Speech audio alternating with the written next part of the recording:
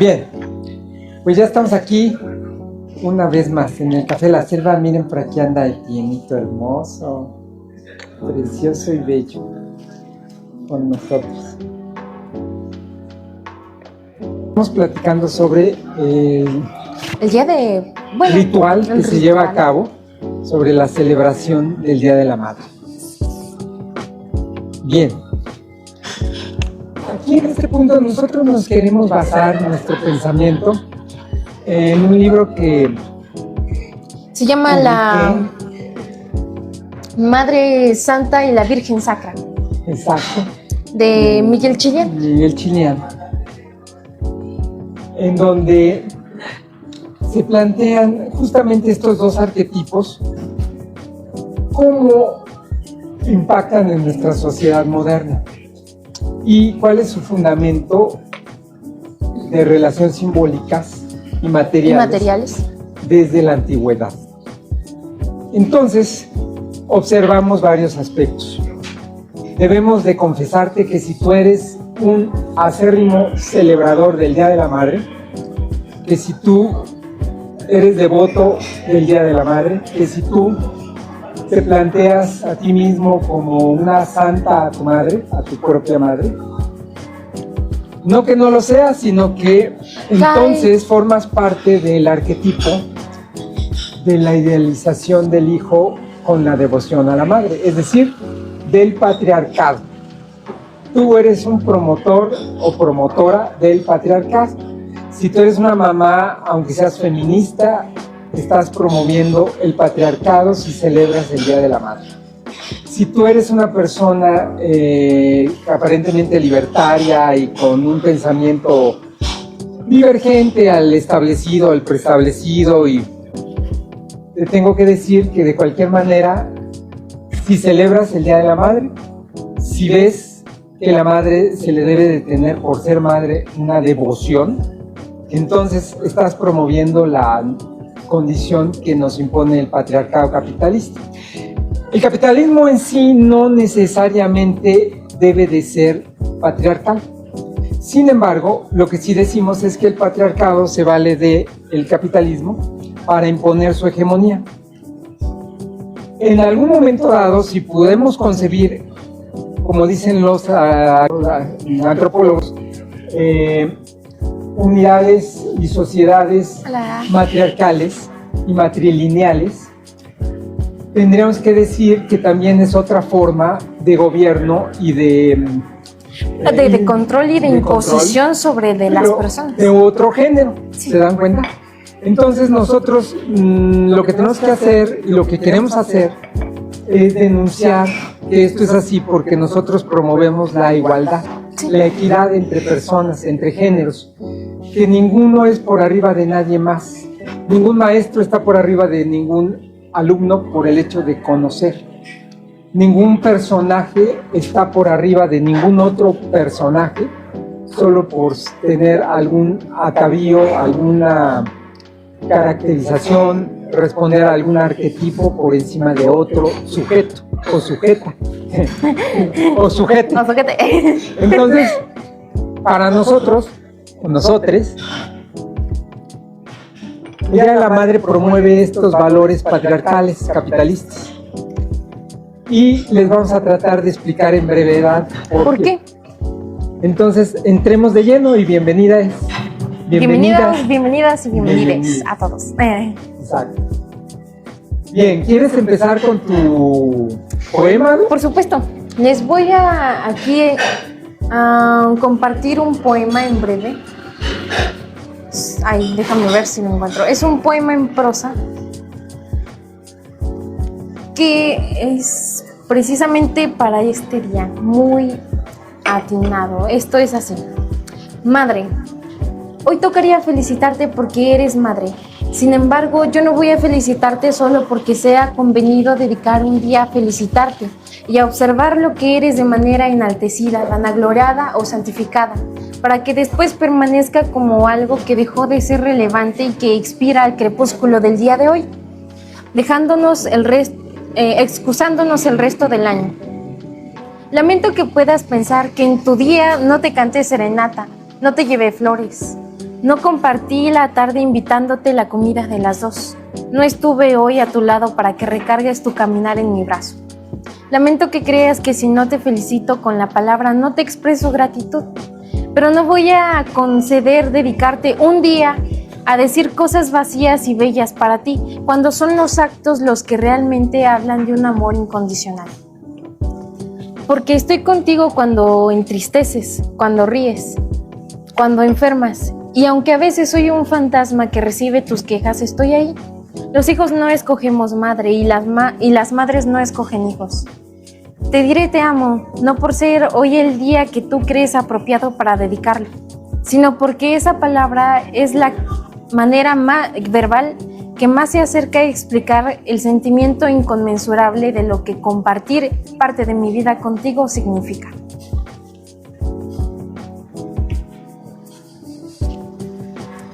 Y ese es el punto. ¿Por qué generar un día específico para dedicar hacia enaltecer a una persona que durante el resto del año se invisibiliza o se demerita incluso? Hace un momento platicábamos sobre las formas que se consideran de vergüenza. Solo bájale el volumen y ya se deja de... Ahí está. Sí. Digamos, hace un rato comentábamos sobre la vergüenza que se ha construido alrededor del arquetipo de ser madre, porque por supuesto ser madre implicaría los cuidados de un hijo, pero se observa con vergüenza la saliva, el babear, el amamantarlo, el cambiarlo, el bañarlo. Es decir, ¿por qué construir alrededor de esa situación una condición de rechazo si es precisamente lo que se supone están tratando de enaltecer aquí? Y ese es el punto, es decir, ¿por qué observar con distancia la construcción del cuidado que se le tiene a otra persona? Si de manera incluso vacía o hipócrita se construye enaltecerla solo un día nada más, entonces pues es un poco contrario a lo que nosotros planteamos, porque además de enaltecer a una persona a un estatus elevado, pero solo un día, es decir, expira, es una condición como de boletín por entregas, es solo un día y después de eso es como el pinkwashing que plantea Judith Butler. Es dedicar tiempo a un día a observar situaciones que no se observan durante el resto de la estancia, del resto del año. Sí, de alguna manera uno de los aspectos más preponderantes en esto, porque siempre surge la duda, ¿cómo es que el patriarcado se las ingenió para, por medio de sus mecanismos, construir una veneración a la madre, pero a la vez someterla? Y ahí va. Según Silvia Federici, que justamente es feminista, establece en su libro de Calibán y la bruja que ni siquiera Marx, ella es marxista por cierto, pero ni siquiera Marx pudo investigar a profundidad el fenómeno del despojo sistematizado que hubo en la transición del medioevo o del feudalismo capitalismo hacia el capitalismo, en donde para que el sujeto capitalista pueda incorporarse al día siguiente al trabajo, requirió que alguien le lavara la ropa, fuera una madre o fuera la esposa, es decir, la madre de los hijos. ¿Se dan cuenta? Sí. Entonces, esta persona es despojada de su vida porque no solo no se le paga por sus labores, sino que está sostenido el proletariado justamente en esas relaciones de fuerza laboral, están sostenidas a través de esta persona o este personaje que es la mujer, la madre, de la familia, que le lava la ropa, le zurce la ropa, le plancha la ropa, le hace la comida, le cuida a los niños y deja todo listo para que el sujeto explotado proletario solo se dedique A explotarse y a ser proletario. a ser explotado por el capitalista. Y entonces esa acumulación en donde se le despojó a la mujer de esa equivalencia, porque la mujer tenía tal equivalencia que no es que fuera la bruja, y por eso se llama Calibán la bruja, es que era el personaje que tenía relevancia en la vida pública porque sabía curar con hierbas, porque asistía a los partos, porque aplicaba medicina, porque tenía conocimiento ancestral. Se le despoja de ello, se le persigue con el tilde de bruja y entonces se le somete a la familia para que solo sirva al gran plan del Estado, para que se genere el núcleo familiar y este personaje solo sirva para criar hijos y dejarlos listos para que se inserten en el mercado laboral y sean más proletarios. Es decir, constituir y construir y reproducir, como plantea Althusser, Y bien, Chulhan. los medios para la reproducción, para los medios de producción. Es decir, gente, fuerza laboral, que en un futuro será despojada de su valor para que se lo apropie el capital. Entonces, bajo ese esquema, Silvia Federici plantea que el gran despojo, por supuesto, surgió a través de los esclavos, a través del cercamiento, a través del rentismo, a través de ciertos fenómenos que el capital acumuló justo recursos que no eran de ellos, a través, por ejemplo, también del protestantismo, en donde le retiraron en los países anglosajones, que tuvieron una efervescencia de recursos porque despojaron al clero cristiano, católico, de sus recursos para apropiárselos y rentarlos y obtener recursos para producir más capital y acumular capital. Entonces, ese es un primer planteamiento. El segundo planteamiento es cómo se las ingenió ideológicamente el capitalismo para constituirlo y que las mujeres incluso, sí, tú mujer, desde el otro lado que nos ves, fueran el instrumento fundamental para lograr la prevalecencia del patriarcado.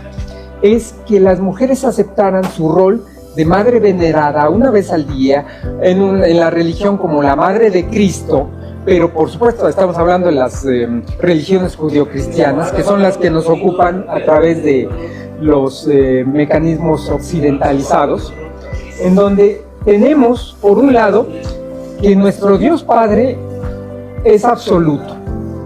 Se supone que hay una pérdida de energía, se llama la Shejinah, porque el Dios Todopoderoso se retrotrajo para darle cabida a toda la creación. Y esa pérdida de la energía se llama Shejinah y es femenina, de caracterización femenina.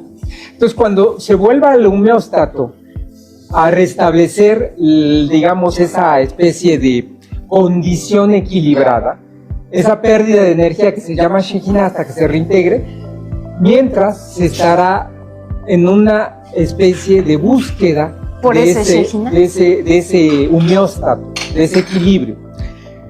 Por otro lado, Dios Hijo vino a morir por todos los pecados de los habidos y de los por haber.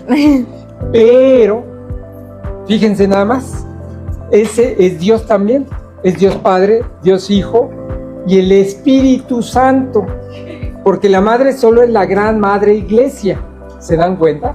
Y esa es parte de la estructura religiosa católica que nos ocupa y que de alguna manera nos controla en Occidente.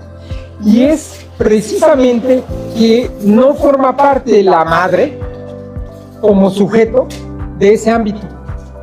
Entonces está sometida a que sí, Jesús tuvo una madre, por supuesto, y se le venera a las vírgenes. Porque ese es un sincretismo, la Virgen con la Madre, es la idealización del mecanismo. Pero justamente está sometida ¿a quién? Pues al Hijo, al Padre y al Espíritu Santo. Técnicamente hablando, estamos promoviendo la supeditación de la Madre, porque la Madre es tan poderosa que puede ser en sí mismo un sujeto autónomo, Sí. pero no, depende de tener un hijo para ser madre, depende de tener un marido para ser servir. madre, depende del Espíritu Santo para ser su figura materna, que es amor, que es regocijo, que es expiación, que es atender al padre y atender al hijo, y ser la madre Incondicionalmente. muchona, la mamá muchona, la que se abnega y la que hace todo por los hijos, cuando en realidad ese es un arquetipo que dista mucho de la realidad. Entonces, ¿cómo se apropió y cómo sometieron a las mujeres? Porque, miren, les voy a poner un ejemplo muy concreto. Estaba yo en la semana PYME, cuando fueron unas mujeres directoras del fondo en algún área, en donde en la exhibición me dijeron, oiga, llévese su elefante porque es muy místico, esto es de carácter institucional. Es decir, las que son vigilantes cancerberos de los protocolos normativos son las mamás, son las mujeres. Las que, justo como decía Rudú hace rato en su exposición, las que prohíben y las que se restringen que una mujer lleve o amamante a su crío o le cambie el pañal en donde sea, etcétera, etcétera, son las propias mujeres, no son los señores. Los señores no hay tal de que la ven con morbo y que si se saca la teta y le da de comer al niño, hasta le ven con ternura. El único punto es a las otras mujeres son las que dicen que eso está mal porque son lascivas. ¿Se dan cuenta? Es decir, son las mujeres las que construyen y promueven ese ámbito de control y normativa ante los demás. Como iba a pasar el señor presidente por nuestro stand, bueno, por supuesto era el espurio de ese tiempo, porque afortunadamente ya tenemos presidentes legítimos y presidenta, ahora sí, legítima. En aquel tiempo era espurio y siempre lo será. Iba a pasar enfrente de mi stand y entonces ¿cómo iba yo a tener algo de carácter místico y no institucional? Por supuesto que no hicimos mucho caso y por supuesto que se paró en nuestro stand el presidente y nos agradeció mucho. Es decir, tampoco crean que me interesó mucho porque pues era el presidente espurio. Pero a lo que quiero llegar es que quienes establecían la normativa que se llevara a pulcritud eran las mujeres. Quienes ven mal que una persona, mujer, no lleve burka en Medio Oriente, ¿qué creen? En su mayoría, sí es cierto, son las normativas, las autoridades, etcétera, pero son muchas de las mujeres las que imponen a las hijas cómo deben de llevarlo. Así como en Occidente denuncia a Han Kang, Premio Nobel de Literatura, y su obra en La Vegetariana. Sí, que se use sostén precisamente. Adelante. Que, digamos, nosotros vemos muy abyecto o muy alejado de nuestra condición de realidad cotidiana el usar una burka. Y por supuesto lo denunciamos como una condición impositiva de una condición patriarcal, por supuesto. Sin embargo, ¿por qué no observamos aquí en Occidente el sostén? Teóricamente, digamos, nosotros no lo vemos equivalente porque, pues, por supuesto, lo estamos viendo desde un ámbito que nosotros consideramos normal. Pero, ¿y qué tal si allá en Oriente el sostén no lo observan como algo normal? O en cualquier otro lugar. Digamos, de lo que se está tratando es cómo las condiciones de normativa, incluso en cuanto a la vestimenta, promueve reprimir las condiciones femeninas que, por ejemplo, Han Kang promovía en su libro La Vegetariana, que era una persona que es maravilloso cómo lleva a cabo su narrativa, porque todos hablan de la persona que estamos observando y es ella la conformación de la narrativa que la rodea. Siendo así, ¿te refieres a nuestra protagonista? Sí, del libro La Vegetariana. Del libro La Vegetariana. Sí, ya lo había planteado. Sin embargo, durante esa narrativa, una condición muy fuerte que pegó en una sociedad como lo es allá en Corea del Sur fue que no usara sostén. Entonces, el marido incluso veía con mucha como condición recelo, claro, de recelo esa situación, pero es su hermana la que la somete incluso a una serie de condiciones muy crueles, de incluso pensar que estaba Reclusión, psicológicamente enferma, Sí. el hecho de que no usara sostén y difieren en condiciones muy abyectas. El caso es precisamente que es triste observar que bajo unas condiciones de imposición, la manera más efectiva de conducir esa imposición es a través de las propias personas que promuevan que eso es correcto. Sí, es como, perdón, nada más hago un hincapié aquí, Sí. como imagínense a un sujeto explotado en un país que tiene un líder o un presidente de ultraderecha, adivinen quiénes votaron por ese sujeto. Los explotados. Es decir, equivaldría a que el esclavo vote por el señor amo Sí, en para que lo vez de siga. por la libertad. Y lo que dice Roudou, el sujeto oprimido se las ingenian la estructura hegemónica para que el Para sujeto que oprimido compre la idea y él la y la proteja promueva. como verdad. la promulgue absoluta. y la siga y la Incluso- imponga a los demás, Exactamente, sometan los demás a esas condiciones. que es el caso que nos ocupa el Día de la Madre. Sí. Entonces, por supuesto, en esto tenemos un amplio bibliografía y estudio y que se desarrolla en este libro que les comentamos, La Madre Santa y la Virgen Sacra. La Virgen Sacra, en donde se revisan estos arquetipos. Pero es muy importante que ustedes nos manden sus comentarios, porque aquí lo importante es su opinión, pero también que vayan generando un pensamiento crítico, porque es verdad que todos pues, tenemos cariño con cualquier persona que nos haya atendido y criado o alentado hacia la vida desde pequeños. Pero estos vínculos se pueden construir a través del desarrollo del sujeto y se construyen, es un hecho. Cuando nace un niño, el Estado le impone que sea la madre. Hay una obra de Alberto Camus que se llama... El extranjero, muy bueno. Muy buena obra. En donde, si me lo permites, Sí. el sujeto, nuestro protagonista, por una serie de condiciones termina en un juicio. Pero la gente del pueblo lo juzga más por no haber llorado en el funeral de su madre que por haber cometido arrebato de la vida hacia otro hombre. Así es.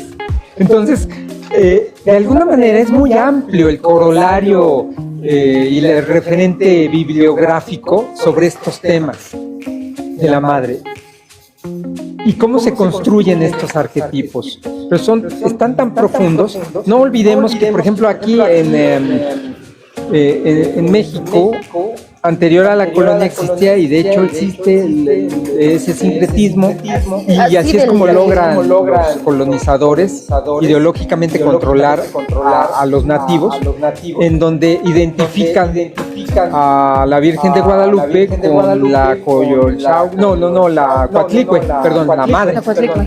porque es justamente que Huitzilopochtli, el héroe, nuestro héroe, el colibrí, el corazón, el que tiene el don de la palabra, Protege a su madre de los 400 hermanos y la Coyuxautli de quitarla del trono, del y es trono. en el Cerro del Coatepec justamente donde se libra Donde esa se gran da su batalla. gran De hecho, tenemos un batalla. poema muy interesante que se lo dediqué a Etienne, el cantar de las aves migrantes. Entonces es muy amplio el corolario bibliográfico. Y a nivel cultural es muy poderoso. Entonces, por supuesto, te invitamos. Sabemos que hay resistencia porque es muy poderoso hablar de la madre. Pero te invitamos a que de manera crítica te atrevas a seguir el camino y nos mandas tus comentarios porque ¿qué tal que tú eres un promotor o una promotora sin darte cuenta, siendo feminista, como plantea Simone de Beauvoir en La creación de los sexos, en donde ella establece que esta es una creación, es un poco como lo que plantea Judith Butler en su obra establece el pastiche como tal, la identidad se social. Construye. Bueno, sí, ellos observan que es un constructo social. Exacto. Cómo se narra a la sociedad una figura arquetípica y cómo se presenta y cómo se promueve incluso. Y hay otra obra que nos gusta mucho, al menos a mí, no sé tú qué pienses, de el fenómeno King Kong o el, sí. creo que se llama el fenómeno King Kong o el arquetipo sí, King Kong. el fenómeno King Kong, pero no me acuerdo de la... Despentes, Virginia Despentes.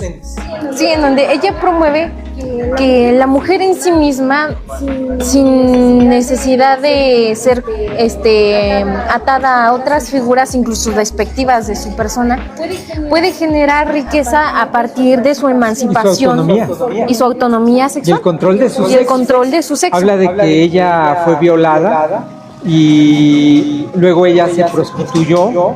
Y habla de que justamente ella tuvo la oportunidad de emanciparse como escritora y reportera, posteando sus estudios a través de las hotlines en aquel tiempo, y no se arriesgaba a tener encuentros, digamos, carnales directos, sino todo vía telefónica, y que esas eran herramientas que le facilitaron, no estar atada a un sujeto hombre que la cuidara, porque justo el estar a distancia por una línea telefónica le daba esa seguridad. Ahora hay plataformas, y veo un montonal de pseudofeministas que plantean que plataformas como el OnlyFans, que también le tratan de llamar con eufemismos, no son verosímiles y no son legítimas para un feminismo pulcro y verdadero. Es posible que sí tengan su razón, porque son sustituidas, la figura del alcahuete es sustituida del padrote, del que regentea, es sustituida por una plataforma. Pero técnicamente hablando, estos mecanismos habría que revisar a profundidad, y me encantaría hacer un debate luego para revisarlos a profundidad, estos temas que les estamos comentando, porque el día de hoy es el tema de la madre, pero queremos que tengan bibliografía y queremos que tengan argumentación estructurada, y si nos permiten revisamos estas obras que les damos las referencias. Y por supuesto, si eres madre, felicidades, pero felicidades no solo todos los días. Todos los días. No, perdón, pero no por la narrativa de que eres un ser divino que dio vida. Por supuesto que es una labor tener a un crío 9 meses. Y eso es una maravilla. Pero también en su momento es difícil para algunas personas. Y también por eso estamos del lado de la promoción de que la mujer decida por su cuerpo. Y en algún momento dado es un derecho de la madre, por supuesto,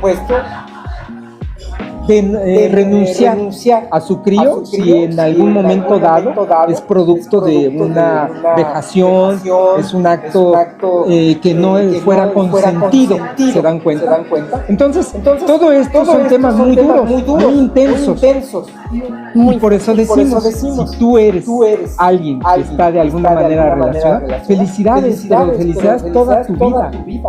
Tener hijos, acompañarse de los hijos es un acto bellísimo, porque los hijos le tienen amor a los que le crían de manera intrínseca. Se genera un vínculo muy hermoso, muy potente. Entonces te felicitamos porque seas parte de ello. Pero no hoy, toda la vida. Y por otro lado, si también les inculcas la semilla del pensamiento crítico, en donde no veneren al padre por ser padre, aunque sea un padre cruel como ese Dios salvaje. De hecho hay una obra que se llama así, el Dios salvaje. La lleva al cine, el que dicen que también de hecho se fue a otro país porque tuvo denuncias de abuso. Polanski, se llama El Dios Salvaje. Es una obra de otro autor, nada más es el cineasta que la lleva al cine. Al cine, a la proyección. No me acuerdo del autor, eso lo googleamos y lo ven. El Dios Salvaje es una obra fantástica. Pero ahí se ve como es nuestro Dios. Luego también estaba yo pensando, y ciertamente tuve un sueño, Adu, que no te lo había comentado, de Job. Mira que... En donde se idealiza la figura de Job porque se somete a ese Dios salvaje. Pero ¿qué tal si lo que realmente esa parábola lo que nos está diciendo es que él estaba tan firmemente convencido de sus convicciones que más allá de ser ese Dios salvaje al que él estaba de alguna manera inscrito con ese fanatismo, ¿qué tal si cada humano tiene esa potencia en sus convicciones? Y entonces las perdura incluso ante las alas de la muerte, ante las vicisitudes, ante la trascendencia, ante esos actos tan absolutos como son la muerte, y no renuncias a tus convicciones. Creo que podría ser lo que se está planteando. Y en ese sentido, Job es interesante. Por supuesto, hay muchos otros sentidos que ya luego veremos el challenge de Job, que no es posible para muchos mortales resistir, por supuesto. Entonces, queremos que te quedes con la duda, queremos que se siembre la semilla de la discordancia. ¿Por qué? Del conflicto, como dice Melenchón, si no hay conflicto, no hay criticismo, exacto, no hay criterio. Para que lo rebasemos y lo superemos y lo neguemos. Porque esa es la dialéctica. Y eso vamos a hacer. Bonito día. Muchas gracias. Y felicidades, pero no hoy, toda la vida.